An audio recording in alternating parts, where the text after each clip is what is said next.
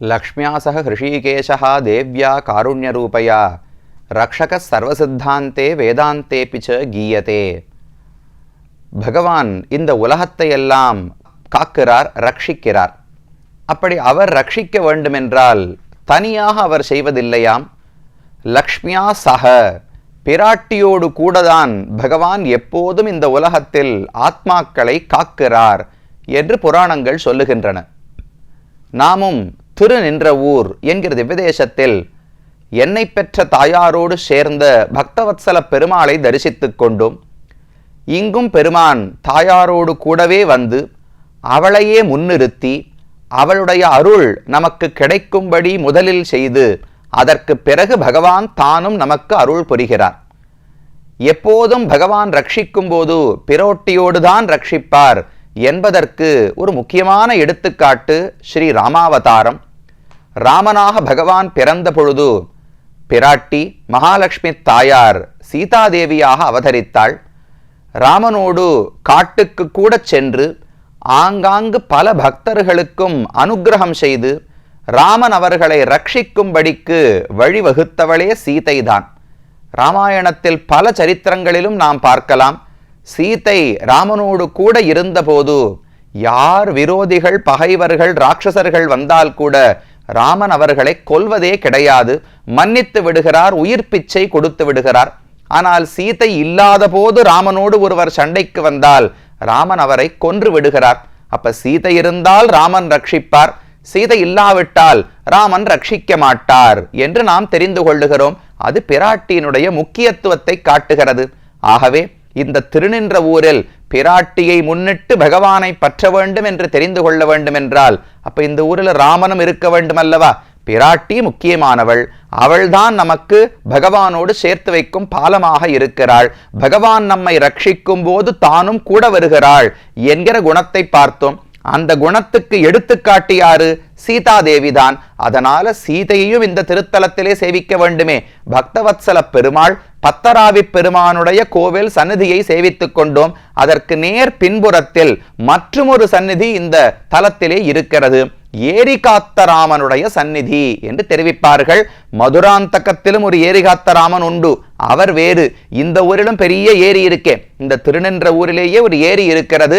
அந்த ஏரியை ரட்சித்தவரான ஒரு ராமர் ஏரி கரையிலேயே சந்நிதி இருக்கிறது. அந்த ஏரிகாத்த ராமரையும் நாம் தரிசிப்பதற்காக வந்திருக்கிறோம். மூலவர் பெருமான் ரொம்ப அழகான வடிவத்தில், நடுவிலே ராமர், ஒரு பக்கம் சீதாதேவி, மற்றொரு பக்கம் லக்ஷ்மணன் என்று மூவரும் காட்சி அளிக்கிறார்கள். மூலவர்கள் மட்டும்தான் இந்த சந்நிதியில் இருக்கா. இவருடைய உற்சவர்கள் எல்லாம் பத்தராவி பெருமானோடு சேர்ந்த அந்த கோவிலிலேயே சந்நிதியில் இருக்கிறார்கள்.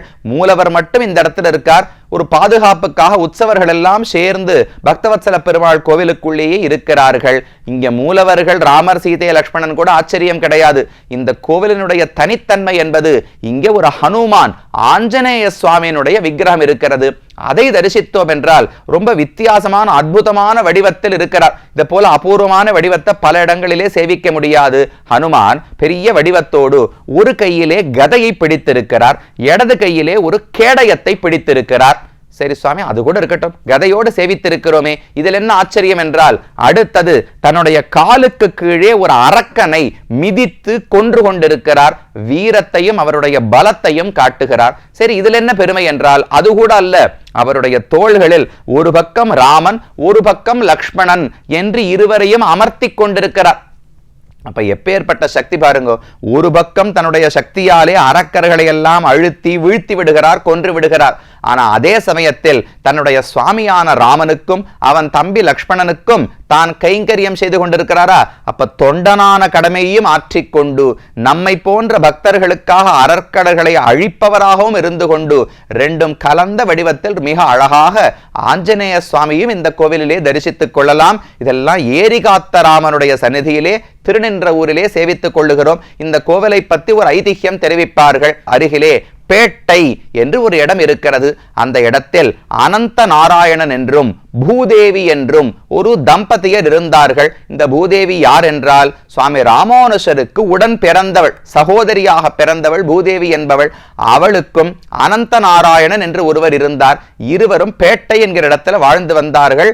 அங்கிருந்து ஸ்தல யாத்திரை திருமலை யாத்திரையாக செல்லும் பொழுது இந்த கோவிலிலே ஒரு நாள் வந்து தங்கினார்களாம்.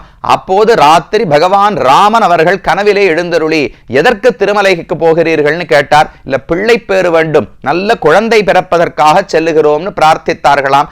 அப்ப ராமன் தெரிவித்தார், நானே வந்து உங்களுக்கு மகனாக பிறக்கிறேன் என்று வாக்கு கொடுத்தாராம். அவர்களுக்கு பிறந்தவர்தான் முதலியாண்டான் என்று அழைக்கப்படுபவரான தாசரதி என்பவர். இங்க அருகிலேதான் பேட்டை என்கிற இடத்தில் அவருடைய அவதார ஸ்தலம். பாதுகே யதிராஜஸ்ய கதயந்தி யதாக்யயா தஸ்ய தாசரதே பாதௌ சிரசா தாரயாம்யஹம் என்று அவருடைய தனியன்.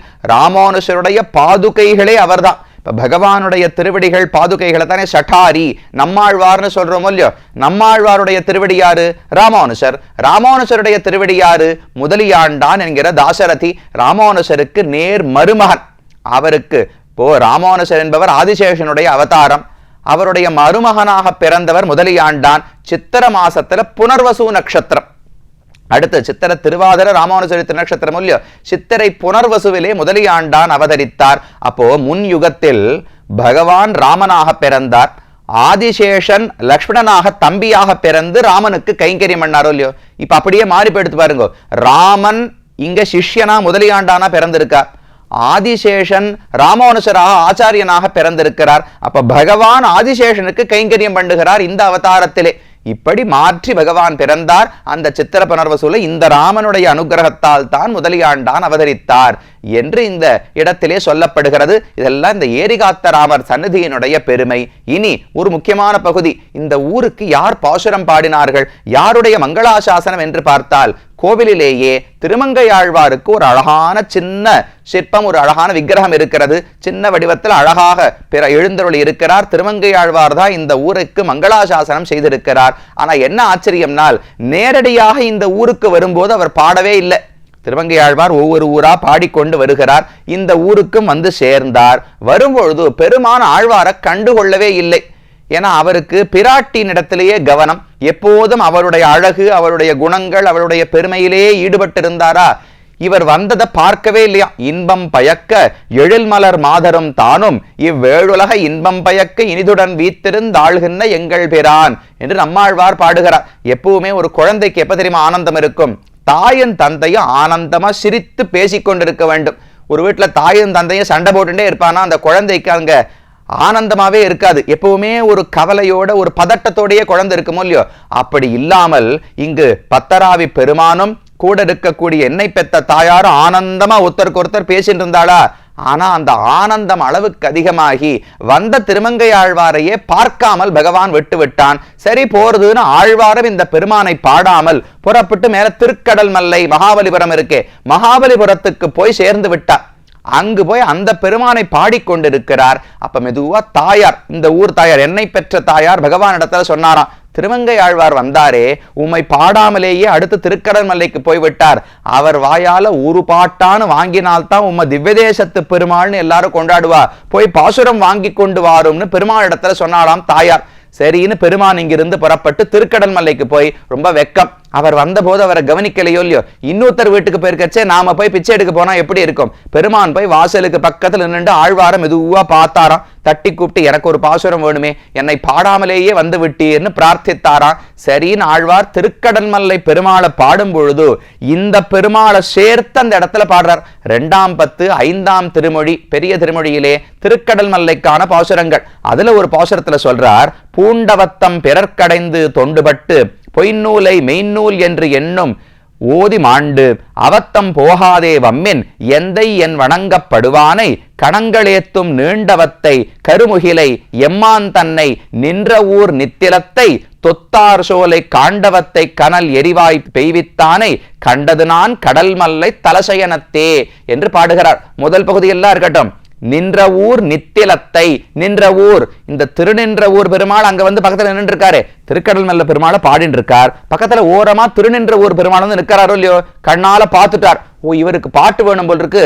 திருநின்ற ஊர் பெருமாளை திருக்கடல் மல்லையிலே கண்டேன் என்று 2 பேரையும் சேர்த்து பாடிவிட்டார். நித்திலம்னு சொன்னா அழகான முத்து, அப்ப நின்ற ஊர் நித்திலத்தை, இந்த திருநின்ற ஊர்ல ஒரு முத்து போல பெருமாள் எவ்வளவு அழகாக இருக்கிறார், எவ்வளவு உயர்ந்தவராக இருக்கிறார். அந்த பெருமானை நான் கண்டது நான் கடல் மல்லை தலசயனத்தே, திருக்கடல் மல்லை திவ்யதேசத்துல திருநின்ற ஊர் பெருமாளை தரிசித்தேன் என்று சேர்த்து ஆழ்வார் பாசுரம் பாடினார். பெருமானுக்கு ரொம்ப திருப்தி. ஒரு பாட்டை வாழ்ந்தார். நேர பிராட்டியின் இடத்துல வந்து இதோ எனக்காக ஆழ்வார் பாட்டு பாடிட்டார்னு கொடுத்தார். பிராட்டி கேட்டா, இந்த ஆழ்வார் ஒரு ஊருக்கு போனா 10 பாட்டு 20 பாட்டு 30 பாட்டு 50 பாட்டு 100 பாட்டு பாடுவார்.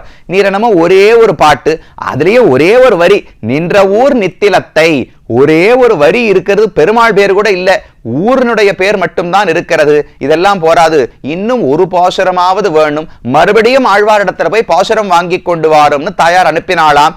இது போகிறதுக்கு அதுக்குள்ள ஆழ்வார் திருக்கடல் மல்லையிலிருந்து புறப்பட்டு எங்கேயோ தள்ளி போய் திருக்கண்ணமங்கை, சோழ நாட்டு திருத்தலங்கள்ல பார்த்தோமே, திருக்கண்ணமங்கை, திருக்கண்ணங்குடி, திருக்கண்ணபுரம் எல்லாம் நாகப்பட்டினத்துக்கு அருகிலே இருக்கக்கூடியவை. அந்த திருக்கண்ணமங்கைக்கு ஆழ்வார் போயிட்டார். கிட்டத்தட்ட 500 பாசுரங்கள் ஓடிவிட்டன. 2ஆம் பத்து 5ஆம் திருமொழியில ஒரு பாட்டு பாடினாரா, அடுத்தது 7ஆம் பத்திலே 10வது திருமொழி ஆழ்வார் பாடிக்கொண்டிருக்கிறார். திருக்கண்ணமங்கையில ஆழ்வார் இருக்கார்.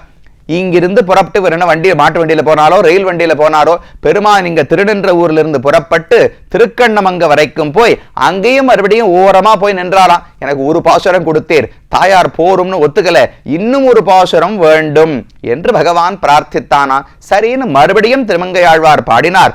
ஏற்றினை இமயத்துள் எம் ஈசனை, இம்மையை மறுமைக்கு மருந்தினை, ஆற்றிலை அண்டத்து அப்புறத்துய்த்திடும் ஐயனை, கையில் ஆழி ஒன்றேந்திய கூற்றினை, குருமாமணி குன்றினை, நின்ற ஊர் நின்ற நித்தில தொத்தினை, காற்றினை புனலை சென்று நாடி கண்ணமங்கையுள் கண்டு கொண்டேனே. பெருமான் மறுபடியும் நின்ற ஊர் நித்தில தொத்து, எவ்வளவு உயர்ந்த முத்து போல மாணிக்கம் போல பெருமாள் இருக்கிறார். அது மட்டுமல்ல, காற்றினை புனலை, பெருமானை பார்த்து காற்றுன்னு ஆழ்வார் பாடுறார். எதுக்குன்னால் எவ்வளவு வேகமா வந்திருக்கார். பாட்டு வேண்டும் என்று பிராட்டி சொன்னவுடனே திருநின்ற ஊர்ல இருந்து ஒரு க்ஷணத்துக்குள்ள திருக்கண்ணமங்கைக்கு பெருமாள் வந்தாலோ இல்லையோ, அதனால காற்றை போல வேகமா இருக்காருன்னு காற்றினை புனலைன்னு ஆழ்வார் பாடுகிறார். அப்ப பெருமான் எப்படி ஈசன், இமயத்துள் எம் ஈசன், எங்கேயோ பத்ரிகாசிரமத்துல இருக்கார். இம்மையை மறுமைக்கு மருந்தினை, இந்த சம்சாரம் நீங்கி நமக்கு வைகுந்தம் கிடைக்க வேண்டும் என்றால் அதற்கு மருந்தாக பகவான் தான் இருக்கிறார். அண்டத்து அப்புறத்து உய்த்திடும் ஐயனை, இந்த அண்டங்கள் சம்சாரத்தை எல்லாம் தாண்டி இந்த ஜீவாத்மாவை உயர கொண்டு போய் வைகுந்தத்துல வைத்து விடுகிறாரோ இல்லையோ, அப்பேற்பட்ட உதவியை வேறு யார் செய்வார்கள்? நான் பார்த்துட்டே இருந்தேன். அந்த பெருமான் தான் திருநின்ற ஊரில் இருக்கிறார், பத்தராவி பெருமாள்.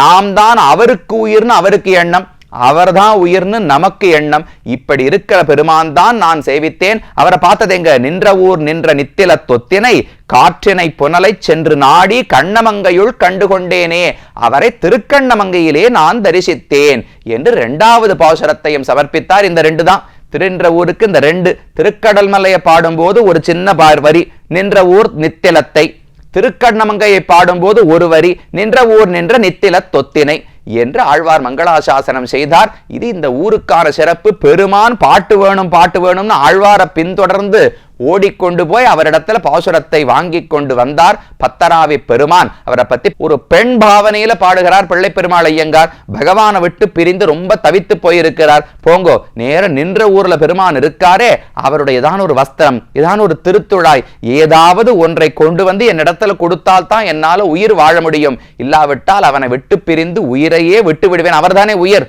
பக்தர்களுக்கு ஆவி அவர்தான். அப்ப ஆவியை விட்டு உடம்பு பிரிஞ்சதுன்னா என்ன ஆகும்? உயிர் போய்விடும். அது வேண்டாம், என்னை வெகு சீக்கிரமாக பகவானோடு சேர்த்து வையுங்கோள் என்று பாடுகிறார். இதெல்லாம் திருநின்ற ஊர் என்கிற திவ்ய தேசத்தினுடைய பெருமை. என்னை பெற்ற தாயார் நமக்கெல்லாம் தாயாக தந்தையாக அனைத்தையும் செய்யும் பிராட்டினிடத்திலே விடை பெற்று கொண்டு அடுத்த திவ்ய தேசத்துக்கு செல்வோம்.